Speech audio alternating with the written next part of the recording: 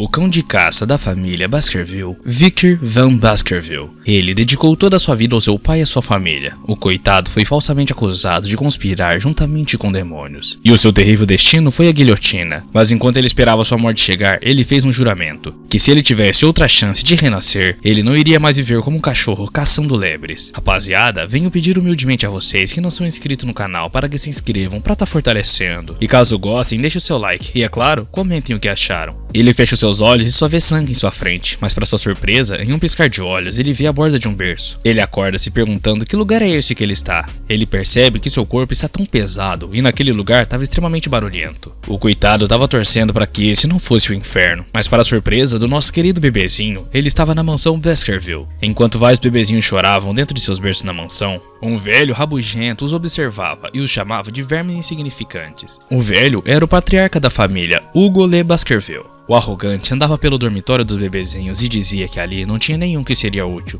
que aparentemente dessa vez a família só havia gerado lixo. Mas um bebezinho no meio de todos aqueles chama a atenção de Hugo. Ele repara que aqueles bebês todos estavam chorando, exceto aquele ali. O sinistrão pede às empregadas que levem todos os bebês para a sala das espadas. E Victor Van Baskerville percebe na hora. O velho era o principal culpado por tê-lo incriminado e matado. Ali estava Hugo, mas algo estava realmente diferente. O Hugo estava bem mais novo. Até que cai a ficha de Van. Ele havia voltado a quando ainda era apenas uma criança. Essa era a vida que o coitado tinha antes de se tornar um cão de caça. Por ele ter nascido como filho legítimo da família, ele não havia recebido uma boa criação. Os cães de caça são ensinados a terem uma lealdade e fidelidade às suas obrigações, como por exemplo espionagem e emboscadas. Ele teve que lidar com todos os tipos de atos ruins. Tudo para que os Baskerville pudessem ser a melhor entre as 7 grandes famílias. O motivo da sua grande lealdade era um só. Ele apenas queria receber o reconhecimento do Hugo e da sua família. Os portões do mundo demoníaco foram abertos há 10 anos, e a longa luta contra os demônios acabou com a humanidade saindo vitoriosa. E a recompensa dada ao fiel cão de caça que dedicou a sua vida em prol à sua família foi a morte. O verdadeiro motivo da sua execução era porque ele foi um cão de caça que sabia demais. Mas agora ele não queria mais viver uma vida como aquela miserável que ele tinha. Agora ele estava em busca de vingança, mas por hora ele não tinha muitas opções, pois estava preso ao corpo de um recém-nascido. Mas ele iria ser transferido para o berço das espadas, e essa seria uma ótima oportunidade para ficar mais forte. E agora isso era tudo que ele realmente precisava, ficar bem mais forte. O sinistro berço das espadas. As crianças eram jogadas em um labirinto de espadas e têm sua coragem testada enquanto vão na direção do rio Stygia. O rio Stygia é o lendário rio que deixa o corpo de uma criança tão resistente quanto o aço. Mas não são todas as crianças que podem se beneficiar desse efeito, pois ele é limitado. Na sua vida anterior, para tentar chegar ao rio Stygia primeiro, era preciso sair da barreira ao redor do berço das espadas. Mas para a infelicidade dele, ele acabou sendo ultrapassado por seus irmãos. Mas dessa vez, ele decidiu que iria ser completamente diferente. Dessa vez, a bênção do rio Stygia seria somente dele. Ele então consegue chegar ao rio e pula no rio, para poder conseguir pegar a bênção. O rio estava mudando ele por completo. E era certeza que ter um início de vida diferente fará uma grande diferença, uma grande mudança em seu futuro.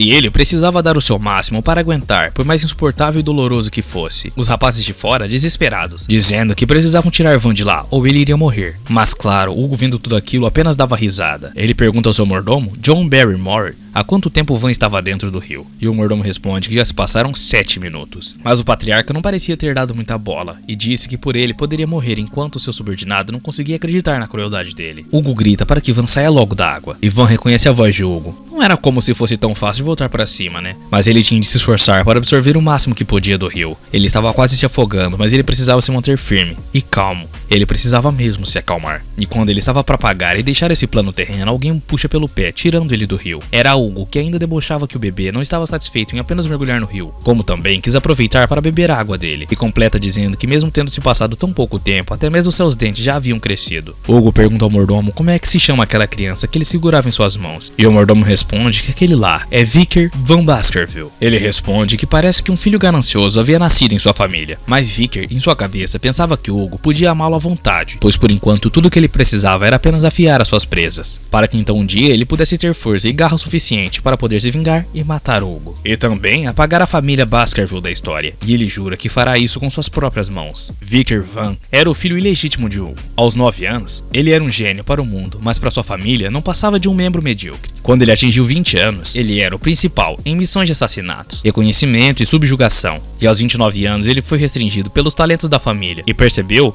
as suas limitações no esgrima. E quando ele completou 30 anos, o portão ligado ao mundo demoníaco se abriu e os demônios começaram a invadir. Aos 35 anos, todos eles estavam aguentando passar pela Era da Destruição e já havia matado muitos demônios. E com 39 anos, a grande guerra entre os mundos acabou e os humanos haviam saído vitoriosos dessa guerra. E quando ele finalmente completou 40 anos, ele finalmente foi recompensado por sua lealdade como um cão de caça. E a sua recompensa? Bom, vocês já sabem, falsas acusações, calúnias e a sentença de morte. Após passar pelo rio e ter desmaiado, Vikir finalmente desperta e logo se depara com um berço. Ele fica realmente contente ao ver o berço, pois isso significava que ele havia conseguido passar no teste. Com isso, ele tinha agora um ponto de partida muito melhor do que na sua vida anterior. Mas ele vê alguém chegando com uma caixa e parecia ser uma senhora. Alguém pergunta a essa senhora o porquê colocar essa caixa no berço do jovem mestre Vikir. Ele pensava que ninguém iria dar algo a ele, pois ele era um filho ilegítimo, mas para surpresa do nosso pequeno Proto, aquele presente talvez não fosse tão agradável. De dentro da caixa saem duas mamas sangrentas. Ele não conseguia acreditar que haviam colocado aquelas serpentes ali só para dar um fim nele. E é claro, não tinham muitas mulheres nos Baskerville que eram chamadas de senhora. Claramente estavam fazendo aquilo para reduzir o número de competidores na linhagem. Mas mesmo sabendo de tudo isso, ele não conseguia acreditar em tamanha crueldade. E como esperado, ele teria de resolver esse enorme problema com as suas próprias mãozinhas. No dia seguinte, os Baskerville, em volta do berço, não conseguiam nem olhar direito para o berço de Vikir. O bebê estava dormindo suavão, cheio de sangue das serpentes extremamente venenosas. Mas infelizmente, todas as babás que haviam trabalhado naquele dia foram todas, sem exceção, torturadas e executadas. E o verdadeiro motivo do porquê as serpentes mortas estavam no berço não havia sido descoberto. Apenas uma pessoa sabia da verdadeira história e estava presente ali, vendo literalmente tudo. Assim, havia se passado 8 anos desde então. Havia um professor dando aula a alguns jovens, e ele iria ensinar a eles a manusear espadas. Ele explicava sobre o estado que não é possível colocar mana na espada. Os que chegam a esse nível são chamados de iniciante da espada, e os que conseguem fazer isso mesmo que quase nada, são chamados de especialista da espada. Mas aqueles que exalam uma aura líquida são chamados de graduados da espada. E finalmente, o estado em que a aura se solidifica e é possível mudar o formato de acordo com a vontade, são chamados de mestre da espada. Para a surpresa dos alunos, o patriarca da casa Baskerville, Hugo de Baskerville, é um mestre da espada. Vikir ficava pensando que Hugo já havia se tornado um mestre da espada, e antes da cerimônia de maioridade, ele ia ter que recuperar todo o seu poder. E o professor se dá conta de que Vikir já estava novamente perdido em pensamentos, como sempre. Ele sabia que Vikir tinha um corpo mais forte por ter mergulhado 7 minutos naquele rio. E também tinha uma mente mais clara, o que torna capaz de entender perfeitamente tudo. Por esse motivo, o jovem mestre Vikir tem uma gigantesca diferença de talento para os outros jovens mestres. Enquanto o professor pensava que Hugo ficaria feliz em saber as conquistas de Vikir, Vikir se perguntava quanto tempo será que ele levaria até conseguir matar Hugo. 3 alunos mesquinhos olham com um olhar maldoso para Vikir. Eles empurram o coitado e o chamam de lixo ainda por cima. Eles perguntam a ele se não está tendo bastante rumores estranhos sobre o filho ilegítimo Van. Eles continuam perguntando se ele realmente mergulhou por 7 minutos no rio Stygia, e ainda por cima matou 2 serpentes raras e venenosas enquanto estava no berço. E Vikir logo se lembra desses 3 moleques. Eram os mesmos que haviam perseguido na sua outra vida, quando ele estava fugindo após a falsa acusação. Eles também eram conhecidos como o Tridente de Hugo de Baskerville. Eles começam a gritar para que Vikir para de inventar histórias. Eles pareciam 3 idiotas repetindo as coisas, e perguntam a Vikir se ele sabia que eles não gostavam dele. Vikir sabia que dali a 10 anos, esses 3 seriam inimigos extremamente irritantes, então talvez fosse melhor já tomar uma atitude com uma certa antecedência. Um dos garotos aponta uma faca para ele e diz que ouviu dizer que aqueles que mergulham por bastante tempo ganham pele de aço e que não se machucariam com nada. E com sarcasmo, o Bocó diz que obviamente Vikir não irá sentir nada se ele tentar. Então um deles segura Vikir tampando sua boca e diz que já que ele ficou 7 minutos no rio, 3 minutos sem respirar vai ser o suficiente. Vikir se lembrava dos boatos de que quando os tridentes eram crianças, eles realmente eram muito cruéis, e ele confirma isso. Ele pretendia apenas seguir o joguinho deles. Após passado 1 minuto de Vikir sem respirar, eles diziam que não tinha como uma lenda como aquela ser realmente verdadeira. Após passado 3 minutos, eles já estavam mais eufóricos, dizendo que ele estava aguentando bem mesmo. E após passado 10 minutos, eles não conseguiam acreditar. Isso parecia até um filme. Eles estavam embasbacados. Então, eles pedem para que o irmão que estava segurando Vikir o solte, pois isso não está mais divertido. Mas quando ele tira a mão, ele sente uma dor e olha para sua mão. Ele começa a gritar, pois Vikir havia arrancado o seu dedo, e os outros 2 perguntam o que é que ele estava fazendo. Ele pergunta o que foi e debocha, perguntando se não era ele que queria deixar a mão ali. Os 2 respondem que não tem medo dele, enquanto sem dedo gritava que tinha muito medo. Ele gritava que Vikir havia arrancado o seu dedo, e o irmão mais velho pede para que ele se acalme, pois depois era só ir até o médico e pedir para que ele recolocasse o dedo dele. Mas Vikir, de forma sinistrona, pergunta a eles quem disse que eles estavam liberados para ir. Então o irmão mais velho avança para cima de Vikir com sangue nos olhos. olhos, e ele pergunta a Vicker se ele havia se esquecido que eles eram bem mais velhos do que ele. Mas alguma coisa surpreende o Bocó. Vicker simplesmente responde que, na verdade, foram eles quem haviam se esquecido, que afinal de contas ali era a casa Baskerville, e idade não importava desde que você tivesse talento e força. Com um olhar sinistro, ele chama eles para brincar um pouquinho, enquanto o moleque grita se os rumores então eram realmente verdadeiros, mas Vicker apenas responde dando um murrão na beiça do loirinho. Com o menino caído no chão, com o nariz machucado, os irmãos ficam boquiabertos e gritam por ele. O irmão do meio xinga Vicker e já prepara sua posiçãozinha de luta, mas Vicker também responde ele, mas dessa vez com uma bicuda na fossa. Vicker então diz a eles para que eles não fiquem com medo e que poderão se curar logo, se forem tratados logo. Mas para completar, ele diz que apesar disso não deixará que eles saiam daquela sala tão facilmente. E já que será assim, eles acabarão sendo aleijados pelo resto de suas vidas miseráveis. Completa sua maldade dizendo que ele não é tão cruel, então deixará que apenas um deles saia da sala. Eles ficam perguntando a Vicker qual deles que ele irá liberar, mas para surpresa deles, Vicker simplesmente taca uma faca na frente deles e diz que são eles quem fará a escolha. Ele vira de costas e diz que não vai ficar esperando para sempre e que eles devem escolher logo. Com um olhar maquiavélico, ele fala que pelo menos um dos três ainda tinha que viver. Eles logo se entreolham com um olhar de ódio. Enfim, começam a fazer o que Vicker havia ordenado, enquanto Vicker, do outro lado, apenas sorria, pois com isso o tridente dos Baskerville colapsou sobre si mesmo.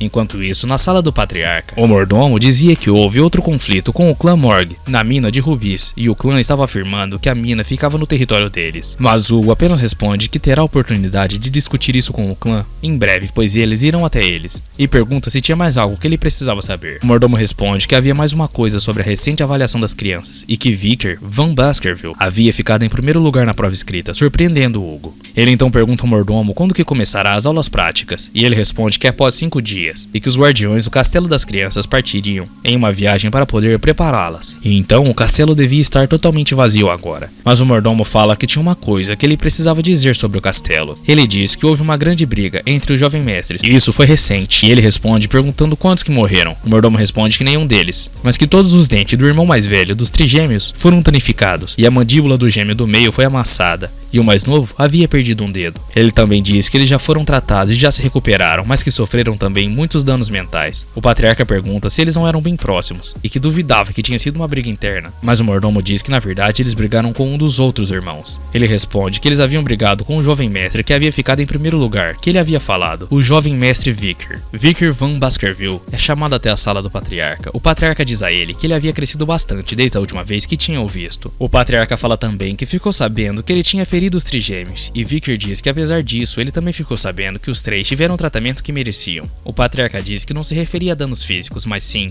como Vicker havia ferido os corações deles, e que desde aquele dia eles pararam de comer juntos e também já não se falavam mais. E diz também que o ataque triplo deles era uma obra de arte, e graças a Vicker eles nunca mais o fariam, pois agora estavam separados. Vicker não responde nada e fica quieto, mas o patriarca pergunta a ele se ele não acha que fez algo errado. Ele diz que não faz ideia do que ele possa ter feito de errado, e o patriarca o pergunta se ele não deixou seus irmãos mais velhos naquele estado. Ele responde que afinal ele era bem mais forte do que os três, então como alguém que é bem mais forte poderia cometer um erro. O patriarca diz que os três haviam sido chamados antes de Vicker e que eles tinham perdoado, e pergunta a Vicker se ele realmente não sentia culpa nenhuma mesmo. E ele, com um sorriso, pergunta se isso era sério, se eles realmente tinham perdoado. Ele se lembrava de uma época da sua antiga vida, a última filha de um clã que pereceu para os Baskerville, que foi falar diretamente com Hugo. Ela havia se tornado uma freira e veio até Hugo dizer que o perdoava. E depois de ouvir aquilo, Hugo apenas respondeu a mesma coisa que Vicker, que ele acreditava que perdão não é nada mais que as desculpas dos fracos que não podem se vingar. O patriarca fica meio caladão, mas depois responde. Ele diz que força é justiça, o que também significa que ser fraco é um pecado, e que parece que Vicker entendia bem o lema dos Baskerville. Então o patriarca chama o mordomo Barrymore e pede a ele que vá ao armazém de comidas e dê ao Vicker tudo o que ele quiser e desejar, mas ele alerta a Vicker que não seja ganancioso, que só pegue o que puder carregar. Enquanto ele estava se retirando da sala com o mordomo, seu pai, Hugo, o chama de filho. Hugo então diz a ele para que ele se saia muito bem nas próximas provas, e completa pedindo para que Vicker não perca para ninguém da família principal. E Vicker olha para ele confirmando. No armazém, o mordomo apresentava as comidas ao jovem mestre. Ele dizia que queria semente de cacau, pois elas tinham um sabor bem forte. E Barrymore pergunta a ele se ele realmente estava se referindo a sementes não processadas. O cozinheiro entrega as sementes não processadas ao jovem mestre. Enquanto ele se deliciava, o cozinheiro diz que aquelas são as sementes sangrentas, um tipo diferente que tem um sabor bem forte. norte. O mordomo se dá conta de que Vicker estava seguindo o que o patriarca havia dito, que não devia pegar mais do que podia carregar, então ele estava comendo dentro do armazém para depois levar o restante embora. O cozinheiro se pergunta se o jovem mestre quer que ele as leve para o quarto dele depois de processá-las, e o jovem mestre responde que não precisam ser processadas, que poderia levar assim mesmo. O mordomo percebe que Vicker realmente possuía uma personalidade única. Vicker não queria sementes para poder comer chocolates. O propósito desses grãos seria revelado na prova prática que iria acontecer em 5 dias, e que quando esse dia chegar, um incidente sem precedentes irá assolar os Baskerville.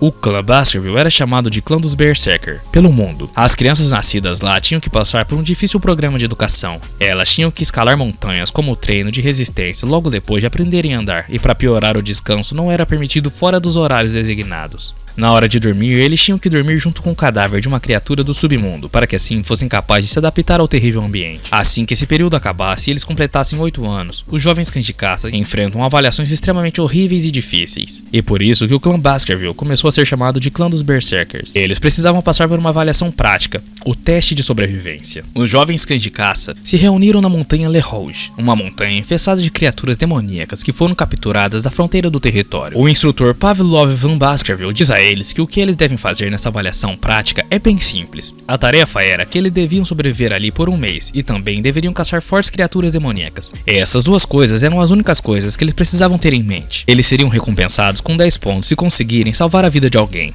e 30 pontos se salvarem a vida de alguém sem sofrer ferimentos graves, 50 pontos por sobreviver eliminando o outro jovem mestre, e 70 pontos por caçar criaturas demoníacas e sobreviver. E por fim, 90 pontos se cumprirem todas as condições faladas anteriormente. Um broche havia sido entregue a cada um deles ali, e roubar o broche de outra pessoa resultará em pontuação extra. Claro, 0 pontos se morrerem, e não tem como conseguir 100 pontos. Ele completa dizendo que espera que todos mantenham os ensinamentos do Sr. Hugo em mente, e abaixar a guarda resultará em morte imediata. Ele aconselha também a eles que não deixem a área restrita, já que a montanha possui muitas áreas perigosas e misteriosas que não foram exploradas ainda. E diz também que os Cavaleiros Guardiões irão secretamente pontuá-los durante o período de teste. Um dos alunos percebe Vicker ali, e pergunta se ele não é o mesmo garoto que ficou submerso por 7 minutos. E o outro aluno do lado completa dizendo sobre o rumor das 2 serpentes. Outro disse que ouviu dizer que ele conseguiu pontuação máxima na escrita e que agora queria ver se ele consegue se sair bem na avaliação prática. Fazia um bom tempo que Vicker Van não ia até a montanha Le Rouge. Próximo a Vicker estavam ali os trigêmeos extremamente assustados. O instrutor toca o sino e diz que o sino indicará o início da avaliação.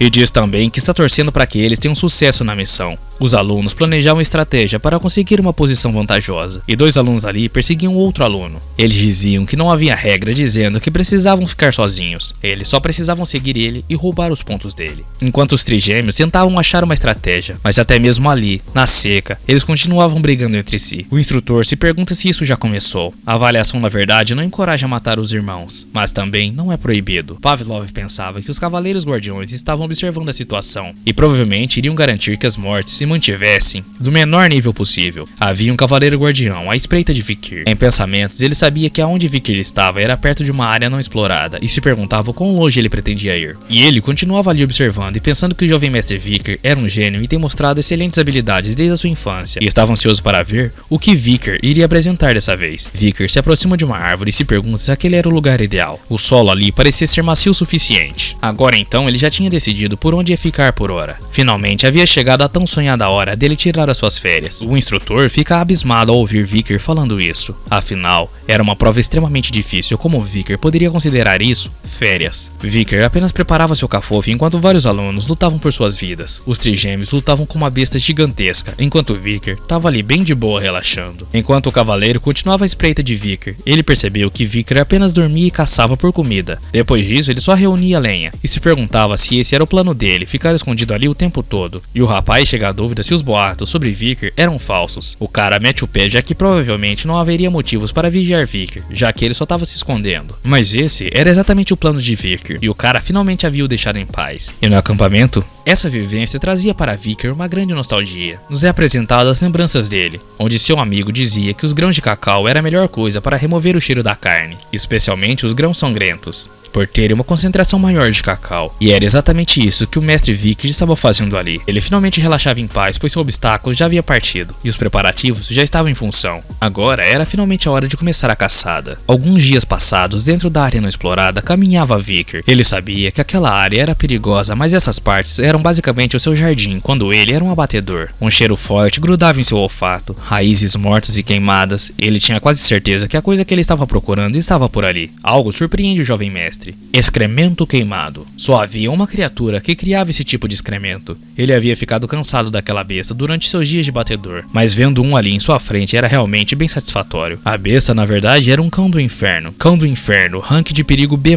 Possuía o tamanho de 3 metros. O fogo que habitava na criatura não se apagava, até que a vida designada como combustível se incinerasse completamente. As criaturas demoníacas que consumiram os olhos infernais, os próprios cães infernais. Na sua vida passada, ele só conseguiu enfrentar um desse com 18 anos, então é claro que uma batalha direta seria demais para o seu atual corpo de 8 anos. Contudo, ele conhecia um método que permitiria até uma criança derrotar um cão infernal, a primeira fraqueza deles. Então Vicker se desliza por baixo do cão, desviando do ataque da besta. O cão infernal só pode se mover em linha reta, então ele tem dificuldade em acompanhar as movimentações curvilíneas de Vicker. As movimentações dele surpreendem e irritam o cão. A segunda fraqueza do cão era a água. Por algum motivo, todas as criaturas demoníacas não podiam passar pela água, mesmo que fosse em pequena quantidade. Nessa situação, o cão fica desacelerado e irá se aproximar, expondo a fraqueza mortal dos monstros da espécie cão. Sim, o fato deles abrirem a boca quando correm. Quando Vicker Van Baskerville tira algo do seu bolso e joga no cão que abocanha a parada. Claro que tudo isso acontece quase que em um piscar de olhos. Após isso, Vicker apenas olha para o cão que já estava atrás dele. Mas algo acontece com o cão.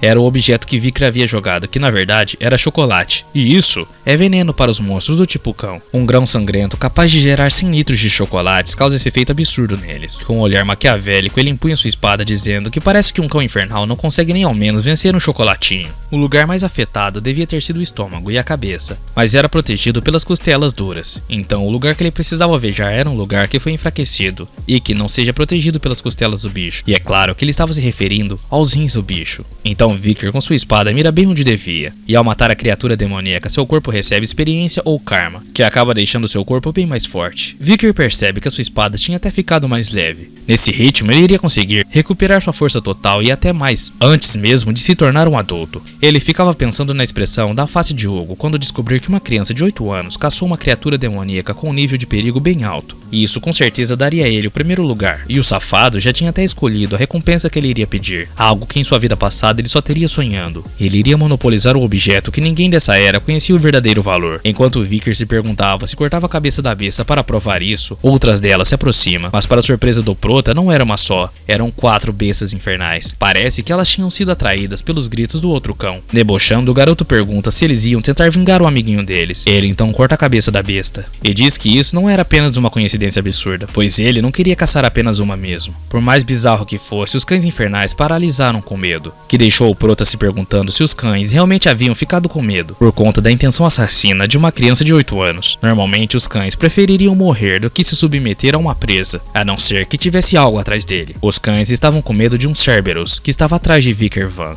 Um Cerberus é uma criatura demoníaca com altíssimo nível de perigo. Ele se perguntava por que uma criatura que deveria estar no 7º nível estava no 1º, mas o prota perspicaz percebe que a fera estava sangrando. Ele fica se perguntando se alguém estava tentando caçar o bicho, pois ele estava cheio de feridas e flechas pelo corpo. Ele se lembra que do outro lado da montanha é a área da tribo dos bárbaros, e que se ele foi seguido até ali por esses bárbaros, essa era uma brilhante oportunidade. Uma criatura desse nível que sofreu feridas fatais, ele precisava derrotar aquele monstro, mesmo que para isso ele tivesse que usar todas suas cartas na manga. Vicker esteve escondendo suas habilidades dos Baskerville. A maestria de espada do garoto tinha atingido a mesma de um mestre espadachim, e a maestria dele com a terceira presa dos Baskerville chegará ao nível que os outros cães de caça só alcançariam na vida adulta. O garoto então avança para cima dos Cerberus. O maluco começa a diferir vários golpes contra a criatura. Ele tinha certeza que conseguiria derrotar um Cerberus ferido. Na sua vida passada, durante a guerra contra os demônios, as técnicas de esgrima dele foram polidas ao ponto em que ele não fizesse movimentos desnecessários para poder matar um oponente. Além disso, o corpo dele estava fortalecido por conta do rio Stygia, e as armas que Vicker tinha era bem mais do que bastante para danificar o Cerberus ferido. Mas o Cerberus dá um olhar de morte para o garoto, que fica surpreso e assustado. Sua espada havia se partido ao meio. Um movimento de descuido deu ao monstro uma abertura para poder usufruir de suas garras. A besta lança Vicker para longe, e agora Vicker estava ferido e sem espada. Como é que ele conseguiria derrotar aquela besta?